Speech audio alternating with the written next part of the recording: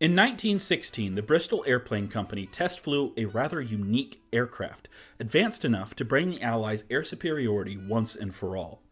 Unfortunately, thanks in part to superstition amongst the British High Command and an embarrassing incident for a high-ranking officer, it was never put into service in great numbers. This is the story of a missed opportunity, the history of the Bristol M.1. Before we begin, if you like videos like this, please consider subscribing, liking the video, or commenting. It helps the video in the algorithm and encourages me to keep making more of these. Now, onto the actual video.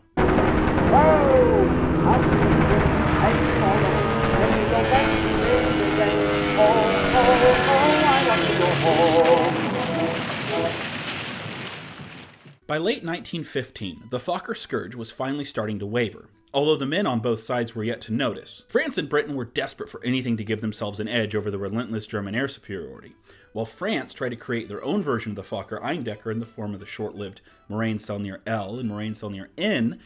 Britain was busy trying to find their own magic bullet to end the scourge.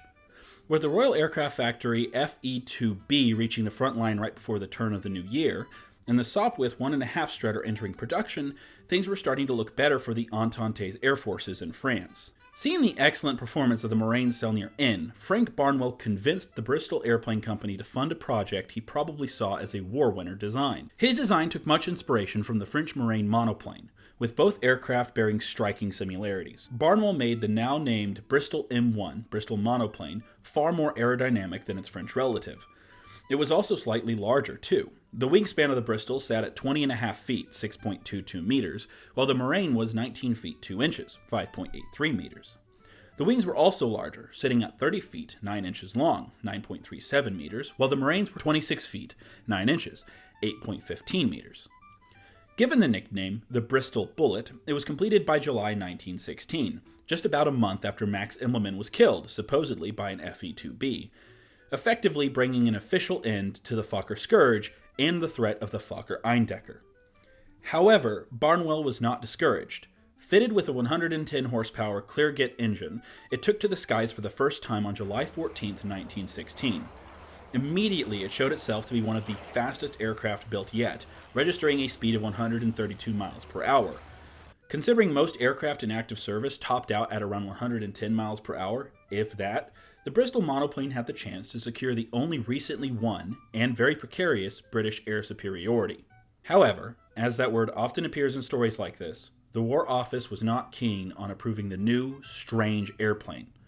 While part of the issue may have been due to egos getting in the way, the project was, after all, privately funded and not thought up by someone at the War Office, most of the hesitancy appears to have come from the mere fact it was a monoplane. Several accidents before the war involving poorly designed monoplanes made many in the British High Command suspicious of monoplane designs, and even Barnwell's extensive wing loading tests to prove their reliability could not shake their minds. Another issue that was brought up by the War Office, possibly to justify their own ingrained dislike of the unconventional airplane, was that of its landing speed. They said it was too fast for French airfields. But there's more to this story, and we'll get to it in just a couple of paragraphs. Meanwhile, on the Western Front, the British pilots were struggling through bloody April.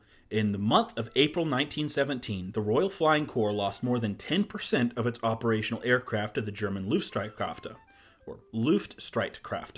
who they outnumbered almost 2-1. With morale of the pilots at an all-time low, rumors that the Bristol M.1, with its high speed and maneuverability, was being sent to the Western Front temporarily raised the spirits of the men, who anxiously awaited the airplane's arrival. Although Britain still had air superiority on paper, something had to change if they were to keep it. Unfortunately, for both Barnwell and the British pilots, the War Office announced the M1 would not be deployed, claiming the aircraft's landing speed of 49 miles per hour was too high for French airfields.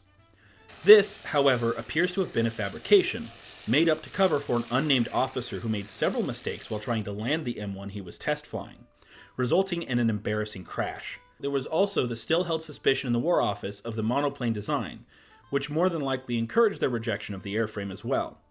This theory was basically proven when aircraft having higher landing speeds were deployed to the Western Front without hesitation and with no issue whatsoever. Barnwell, however, was not going to give up. He put pressure on the War Office, stating that the M1 was ready for production and could be made in large numbers quickly, whereas the aircraft the War Office had placed all their hopes into were yet to even reach the front in numbers. Not to mention, these high-performance aircraft did not have the same speed or maneuverability at altitude compared to the M1, although the SE-5 would eventually be faster by 2 to 5 miles per hour at altitudes of 10,000 feet. The War Office finally gave in, placing an order for 125 Bristol M.1Cs, fitted with 110 horsepower Roan 9J engine, and keeping the same 130 mile per hour max speed. It was also fitted with a single 303 Vickers machine gun. Unfortunately for the pilots of the Western Front, these were sent to the Balkans and the Middle East, with only one actually ever going to France for what the War Office called evaluation. It would amount to nothing, unfortunately. When it finally reached the front, the M1C destroyed the War Office's misplaced reservations.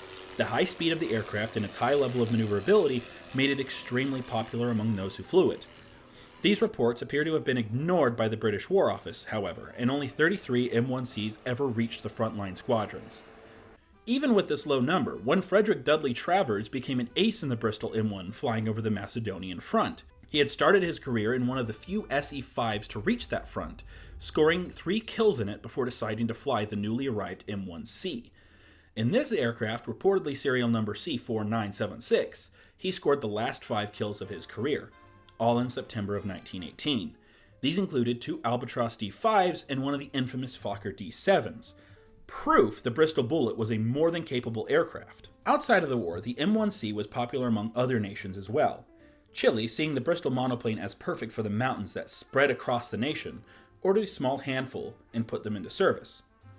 One Lieutenant Dagoberto Godoy would fly a Chilean M1C over the Andes, being the first pilot to do so. I apologize for any mispronunciation, I'm just an ignorant American. I should note that some sources claim this was a Marine aircraft, and I could not find definite proof for either claim. Both sources seem to be just about as authoritative. However, there was a proven flight shortly after that was undoubtedly made using a Bristol M1. This flight convinced the Bristol company to buy back a small handful of them and save them from being scrapped. Bristol would restore and update them before being sold again into the civilian market. These, and the small amounts sold directly to civilians by the Royal Flying Corps, were often modified with more powerful engines and used as sport and racing aircraft. One, an M1C, was rebuilt by the Bristol Aeroplane Company with a 140 horsepower Bristol Lucifer engine and redesignated as an M1D, the only one to exist. Intended to operate as a racing plane, it won the 1922 Aerial Derby. Unfortunately, its career was cut short after it crashed a few months later, killing pilot Ernst Leslie Foote and wrecking the airframe beyond recovery. Although only between 125 and 130 were made, one original still exists at the Harry Butler Memorial in Minleton, South Australia.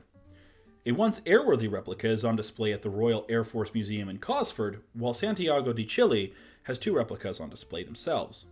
A 4th replica, operated by the Shuttleworth Collection, is currently airworthy and is occasionally flown at air shows. It's the Bristol M1 that you see flying around in this video.